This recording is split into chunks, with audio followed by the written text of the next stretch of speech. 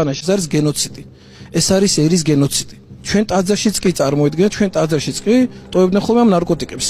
ანუ იმდენად გავრცელებული ეს ნარკოტიკი ქვეყანა რაღაცაზე უნდა გველაპარაკა, რაღაც უნდა მოხდარიყო, რომ რაღაც ამაზე ყველა ერთად ფიქრი დავიწყოთ, რომ ეს ყოველდღიურ ციკლს ვეხებით ჩვენ, ყოველდღე ვეხებით ამას, სამწუხაროდ ადამიანები საუბრობენ იმაზე, რაც ჩემთვის აბსოლუტურად წარმოუდგენელია, სუბუქ და მძიმე ნარკოტიკზე საუბრობენ. ეს არის აი თან ამას საუბრობენ ნარკოლოგები. ამას საუბრობენ ადამიანები, რომლებიც ამის სპეციალისტები არიან, წარმოიდგინეთ და მე სულ მეკვეს, როგორ შეიძლება, როცა შენ სპეციალისტი ხარ, როცა შენ ეს ყველაფერი იცი და როცა შენ უკვე ახარისხებ ნარკოტიკს სუბუქს და იმას და ამბობ რომ იცი რა, ადამიანმა თავარია ის ცუდი ნარკოტიკი არ მიიღოს, რო არ მოკდეს, რომ ის ნარკოტიკი მიიღოს, არაუშავს.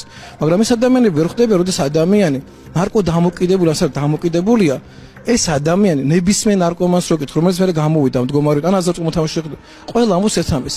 მე იმ პერიოდში ვიყავი მკვდარი, მე ის წლები თითქმის არ მახსოვს, იმიტომ რომ მე დავკარგე ოჯახი, დავკარგე ყველაფერი, ანუ ეს ადამიანები უკვე დაღუპულები არიან, ანუ საზოგადოებას მოწყვეტილები არიან, ვინც კი მე გამოდის ამ მდგომარეობიდან, ყველა ამაზე გვესაუბრება და მე ძალიან გული მტკივა, როდესაც ადამიანები, რომელთაც სპეციალისტები არიან, ეს სპეციალისტები საუბრობენ იმაზე, თუ არსებობს განსხვავება ამ ნარკოტიკებში. ეს საზოგადოება ორ ნაწილად გაიყო, ბევრმა მხარი დაგიჭირათ, ბევრმა გაგაკრიტიკათ. აი ეს მაინტერესებს. გააჩნიათ ნინო, ნახე მიზეზი რატო მაგრიტიკებ, რისთვის მაგრიტიკებ, ამას ხოდი მნიშვნელობა აქვს, შენ რატომ მე რომ ამ ადამიანებს ვეწინააღმდეგებოდე, მე რომ ადამიანებს გართობას უგრძალავდე, მე რომ ადამიანებს უგრძალავდე ცეკვას, სიმღერას, ნამდვილად მათ შენ და პრეტენზია უნდა გქონდეთ, მაგრამ მე როცა გეუბნები, შენ რომ შეიძლება ბედნიერი და გაერთო ამ ყველაფრის გარეშე, როცა ამას გიხსნი, რომ შეიძლება ძალიან ბედნიერი ყო ამ ნარკოტიკების გარეშე, ყველაფრის გარეშე.